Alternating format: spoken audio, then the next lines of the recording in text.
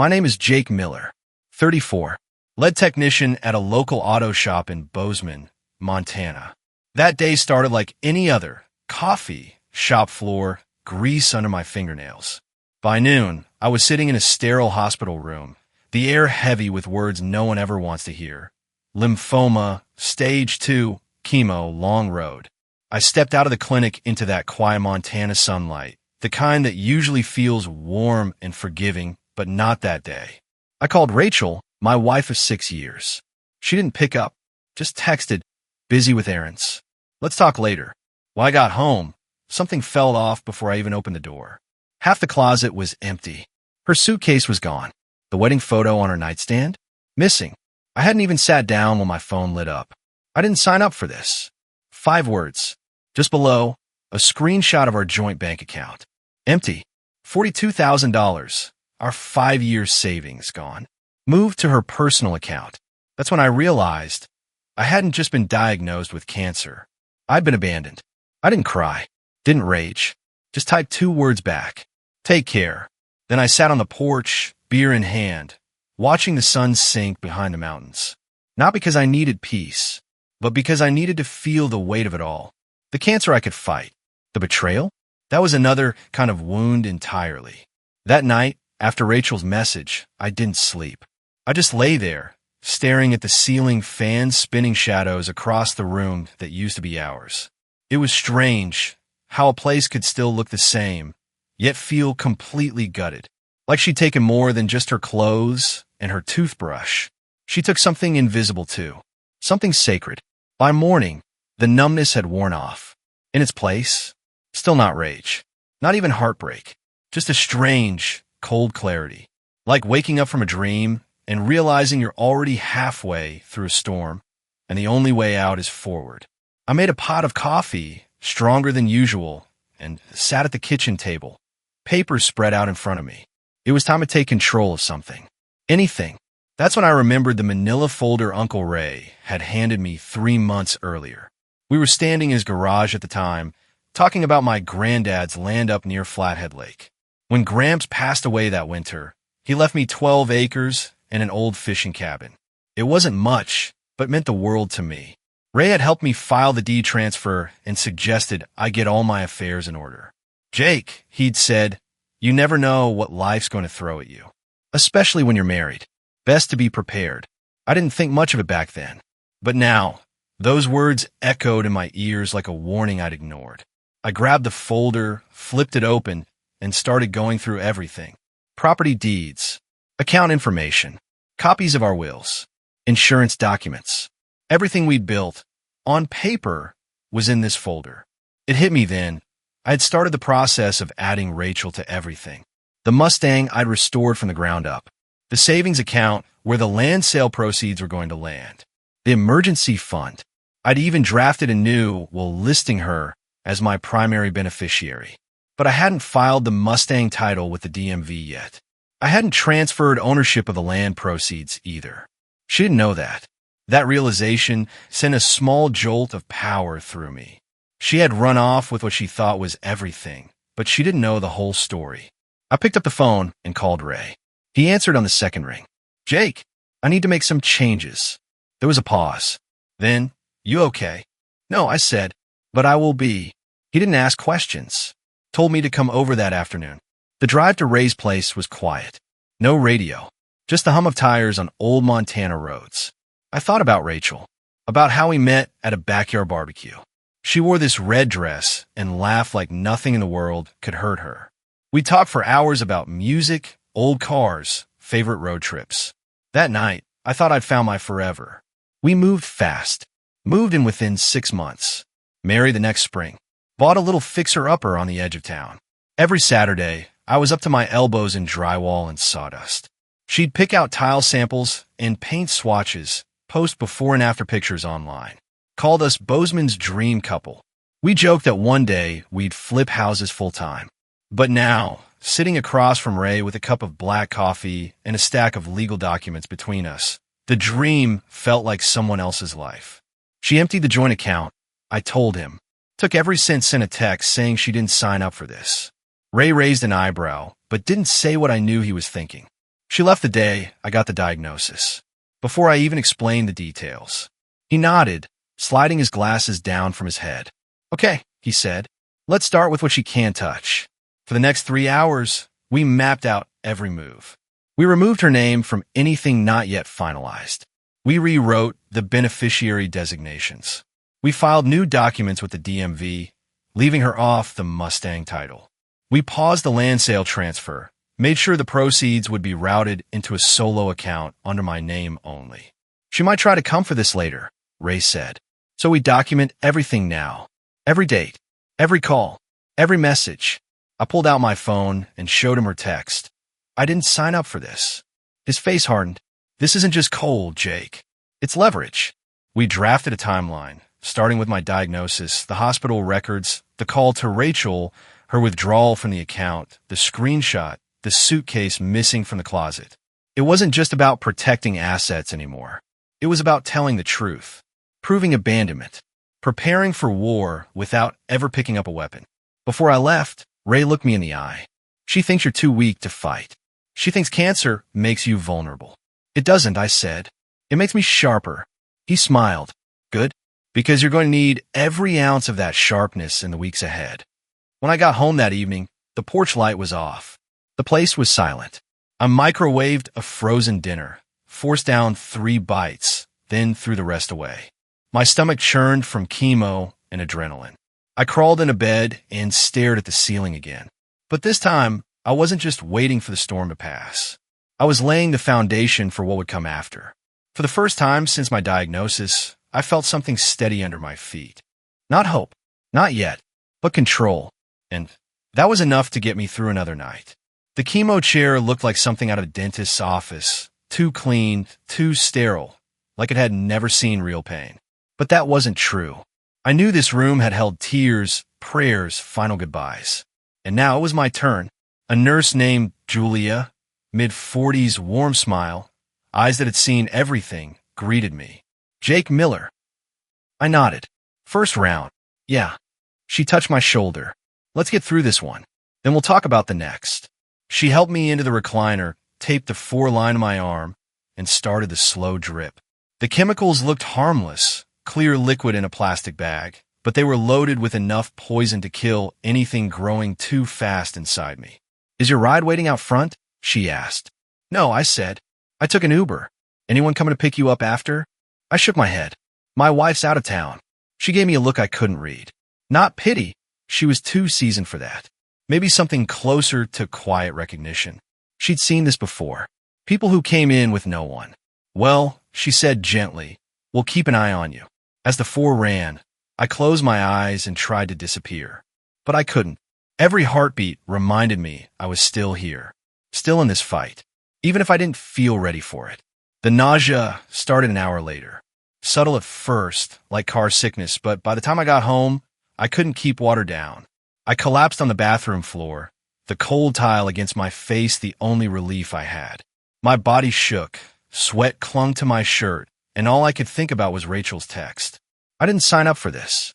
Neither did I. Sometime after midnight, I must have passed out. I woke up with my cheek against the tile and the bathroom lights still on. My muscles ached. My mouth tasted like metal. But I was breathing.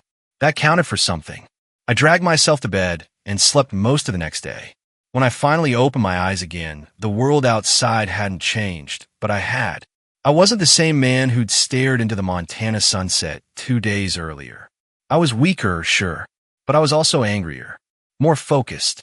The next day, I opened my front door and nearly tripped over a foil-covered casserole dish. There was a note. Made too much. Enjoy. Megan. Megan was Tom's wife, the same neighbors who saw Rachel leave. The note was a lie, obviously. No one accidentally made an entire tray of lasagna. But it didn't matter. The gesture did. It was the first warmth I'd felt since this started. I couldn't eat more than a few bites, but I kept it in the fridge. Just knowing it was there made me feel a little less alone. That night, I picked up the phone and called my sister. Dana answered on the first ring. Jake, what's going on? About cancer, I said. My voice cracked for the first time since the diagnosis. There was silence on the line, then a shaky breath. What kind? Lymphoma. Stage 2. Treatable. Jesus, Jake. That's not all, I said. And I told her everything. About Rachel. The money. The text. The account. The silence. By the time I finished, Dana was crying. I'm coming up. Tonight. No, I said quickly. Not yet. I need a few days. Just to figure some things out. Are you sure? Yeah, but soon. I promise. She made me swear to call her if anything got worse. I did. The next morning, I called the bank. I needed to know exactly when Rachel had taken the money. The answer gutted me. She transferred the funds, every last cent, 40 minutes after I called her from the clinic. Before she even knew what kind of cancer I had. Before she knew the treatment plan. Before she even asked. All she heard was, I'm sick. And that was enough for her to run. That's when the sadness I'd been holding onto hardened into something else. Not hatred. Not bitterness. Just resolve. I called Uncle Ray and told him everything. He told me to bring all financial documents again. That afternoon, we made copies of everything. Charted timelines. Collected texts. Cross-referenced dates. It started to feel like a case. Not a relationship. A case I was building to protect the last pieces of myself that hadn't been stolen. That night, as I sat on the porch again, I realized something strange. In the quiet, with no one beside me, no one waiting on me, I felt free. Wounded, yes, but no longer held hostage by false hope. Rachel had made her choice, and now I would make mine. I didn't know what the next round of chemo would bring. Didn't know if the sickness would get worse. But I knew this. Every day I woke up and chose to fight. That was mine. Rachel had walked out. The cancer had walked in. But I was still here. And that counted for something. 2 weeks into treatment. My hands were shaking more days than not. My hair started coming out in clumps in the shower. The mirror didn't feel like mine anymore. And my world had gotten so small. It was just the living room recliner, a pile of folded blankets, and the quiet ticking of a clock that somehow sounded louder with every passing day. But I was still moving forward. Still alive. Still planning. That's when the letter came. Cream-colored envelope. Expensive paper. No return address. Inside, a divorce petition. Filed by Rachel's lawyer. Irreconcilable differences. She requested to be removed from a mortgage. Wanted half the equity in the house. No mention of the $42,000 she had taken. No acknowledgement of my diagnosis. Not a word. I took the letter to Ray's office and laid it on the table. He skimmed it silently, then let out a short breath and shook his head. Pretty bold. She thinks I won't fight, I said.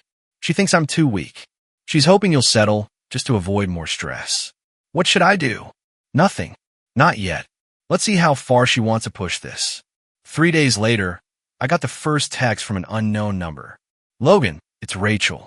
This is my new number. I know you're upset, but we need to figure this out. My lawyer says I'm entitled to half the house. I didn't reply. Another text followed. Being childish won't help.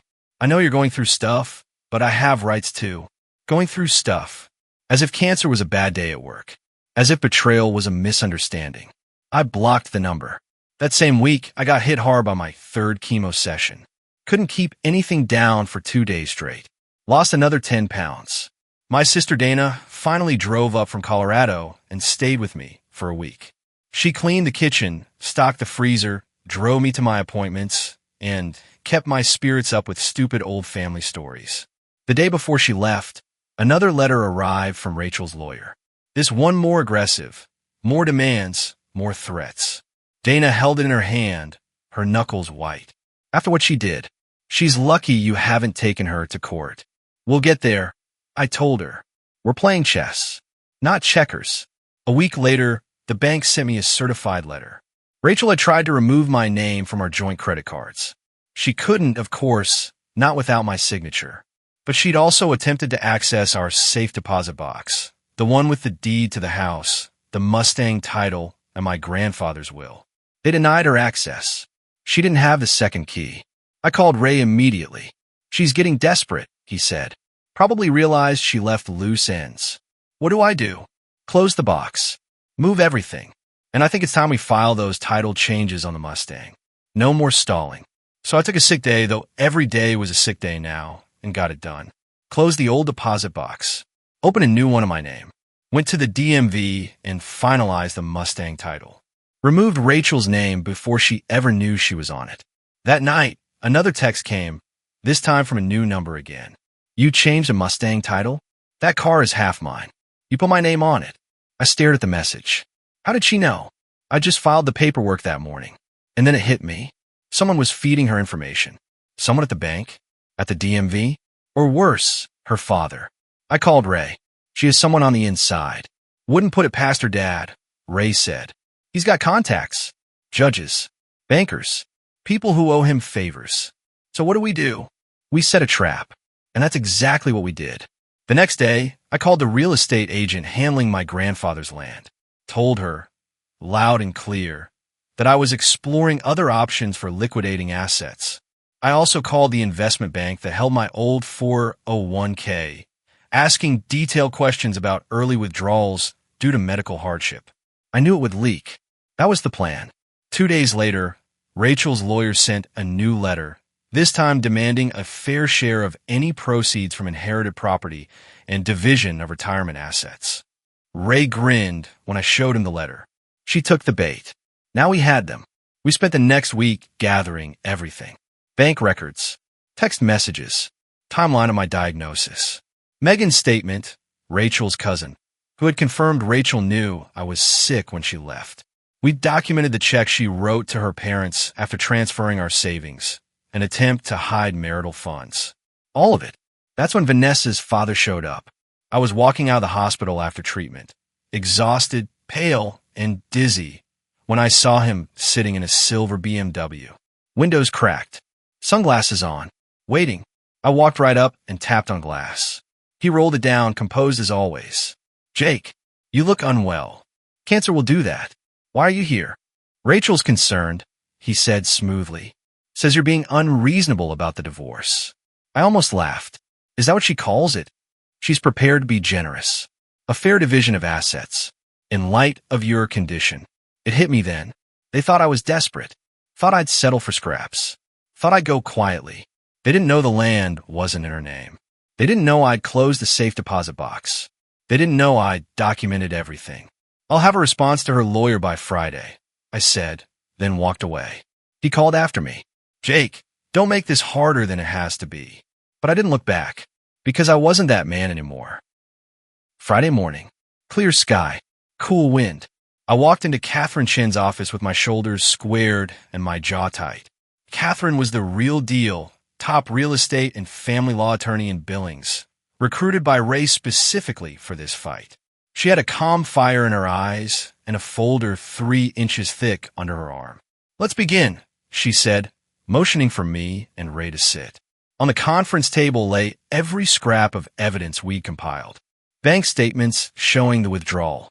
The text message, I didn't sign up for this. My medical diagnosis. Phone records time-stamped to prove Rachel knew before she took the money. A signed statement from her cousin Megan confirming Rachel's knowledge and intent.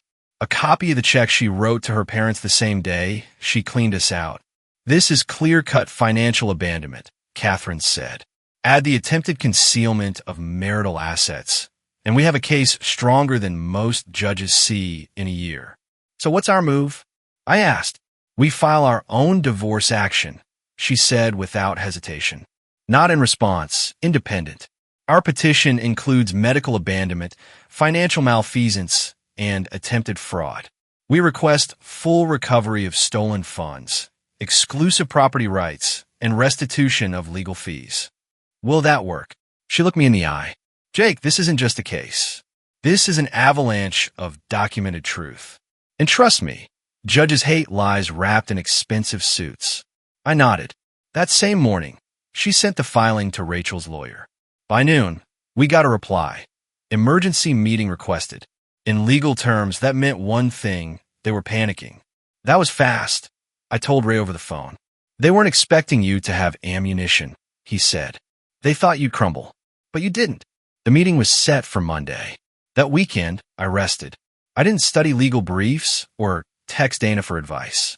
I just sat on my porch, drank water instead of whiskey, and watched the wind move through the pines. The quiet didn't hurt as much anymore. It just reminded me that I was still standing. Sunday night, another unknown number lit up my phone. This is cruel, Jake. I made a mistake, but this is vindictive. My parents can't return the money right now. You're trying to destroy me. I stared at the screen for a long time. Vindictive? I wasn't the one who emptied a joint account while my spouse was at a cancer clinic. I wasn't the one hiding behind family connections and high-priced lawyers. I typed back 4 words. Actions have consequences. Then I blocked the number. Monday morning. Game time. Catherine, Ray, and I sat on one side of the long conference table. Across from us, Rachel, her father, and their lawyer, a wiry man with an expensive pen and a mouth that clearly wasn't used to being challenged. Rachel looked well, rested, tanned. She wouldn't look at me. Her lawyer began, voice calm but clipped. We've reviewed your filing. While we disagree with your characterization of events, my client is open to negotiation. Catherine didn't flinch. Let's be clear. This isn't a negotiation. This is a courtesy meeting before we proceed to court. She opened the folder. Your client abandoned her husband upon cancer diagnosis, emptied their savings, attempted to conceal funds via a third-party transfer, then demanded marital equity without acknowledging any of the above. We have the timeline. We have documentation. We have witness testimony. Rachel shifted uncomfortably in her seat. Her father leaned forward. Surely, he began, we can reach a reasonable. Catherine cut him off. Sir, your daughter transferred her husband's medical emergency funds directly to you. We have a canceled check. Will those funds be returned today? Or should we add you to the lawsuit for receipt of fraudulently obtained marital assets? The room went silent. Rachel's lawyer cleared his throat. What exactly are you demanding? Catherine laid it out like a surgeon laying out tools. Full return of the $42,000. Rachel relinquishes all claims to the house, the Mustang, the land, and all retirement accounts. She pays for all legal fees incurred.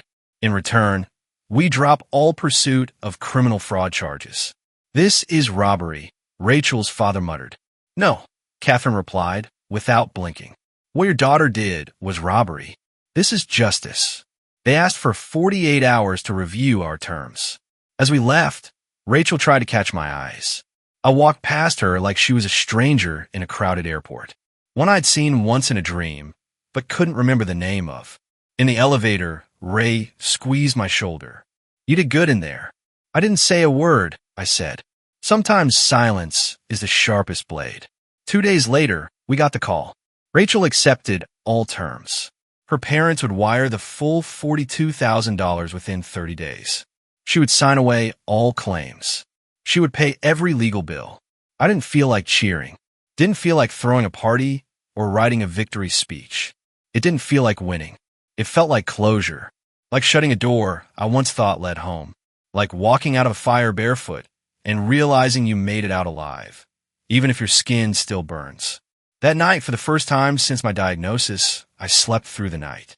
No dreams, no text messages, just the steady breath of a man finally at peace. 30 days later, the check arrived.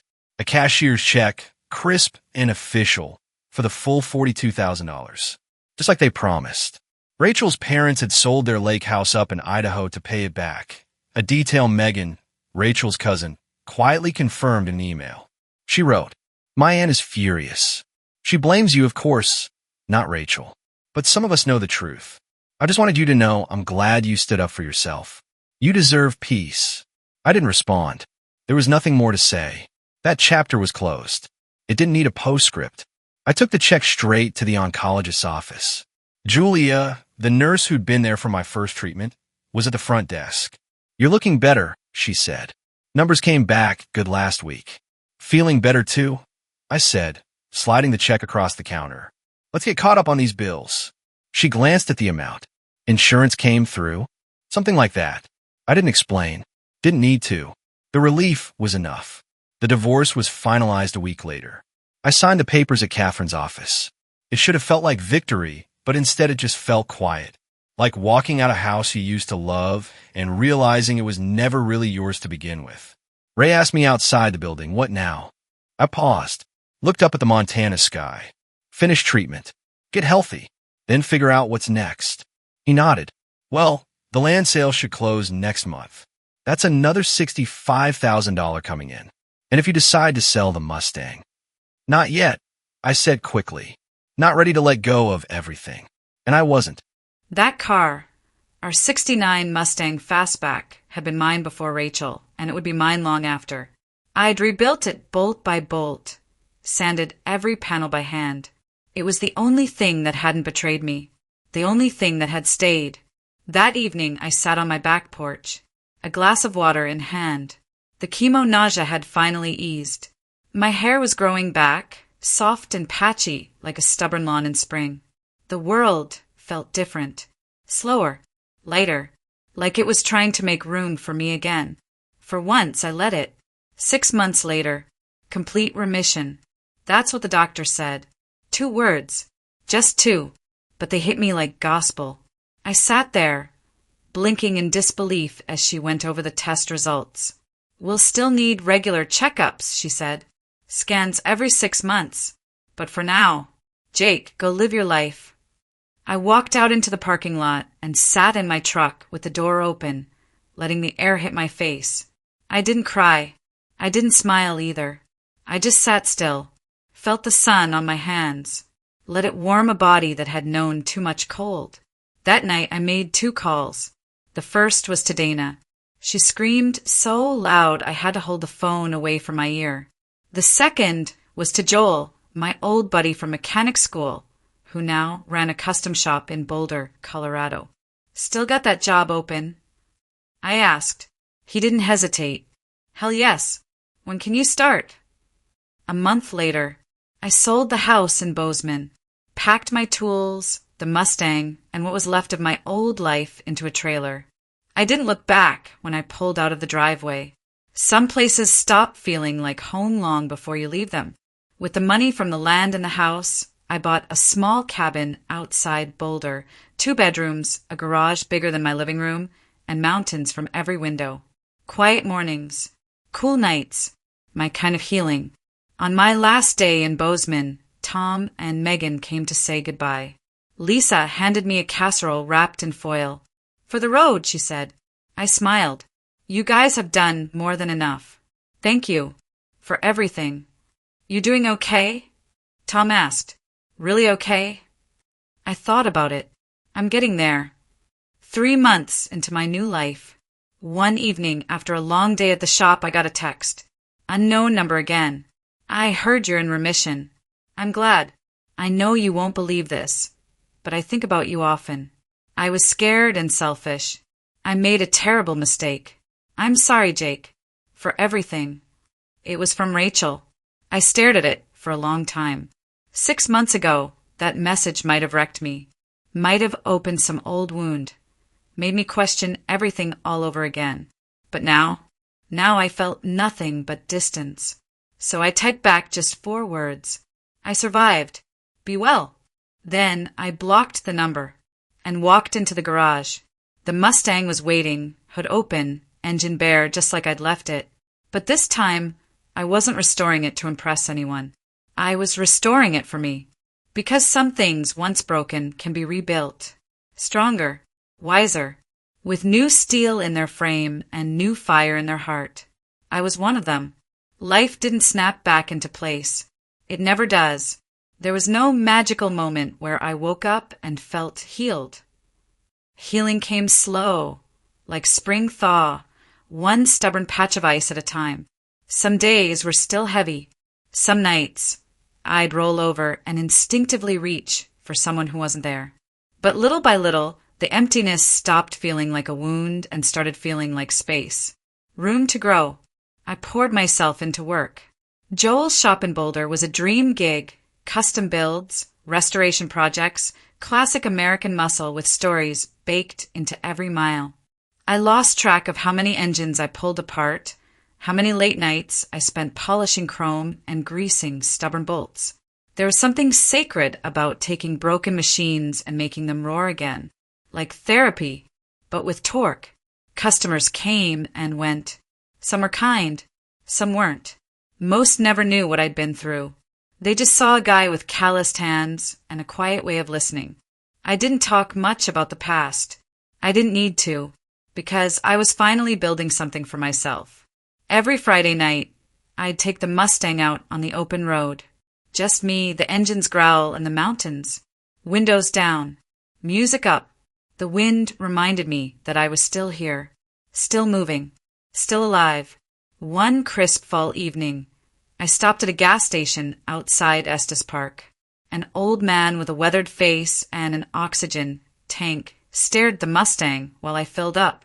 "She yours?" he asked, nodding toward the car. I nodded. Hell of a machine. What year? 69 fastback. Rebuilt her twice. He looked at me a beat longer, then said something that stuck with me. Things worth keeping usually need rebuilding.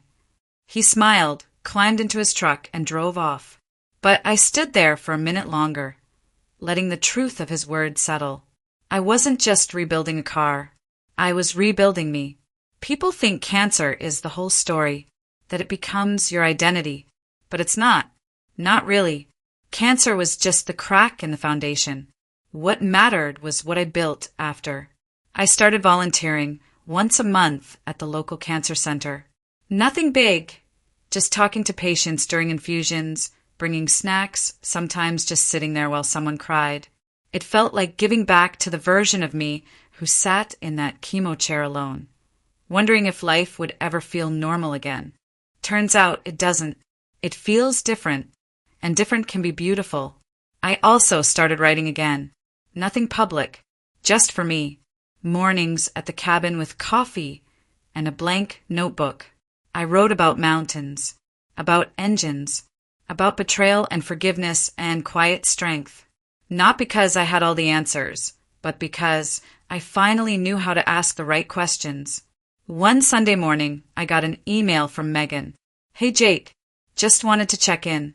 I heard your shop's doing well. Also, Rachel's parents moved to Arizona. She's in Seattle now. I don't talk to her much anymore. But I saw your Mustang on your shop's website. You rebuilt it beautifully. Hope you're happy. Truly."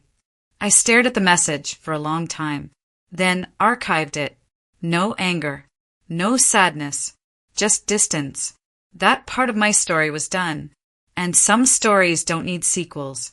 A year to the day after I rang the remission bell, I drove up to Glacier National Park alone. Just me, the Mustang, and a packed cooler. I hiked. I watched the sun rise over the alpine lakes.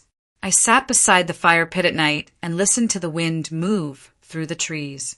And I wrote something in my journal that day. It's not the betrayal that defines you.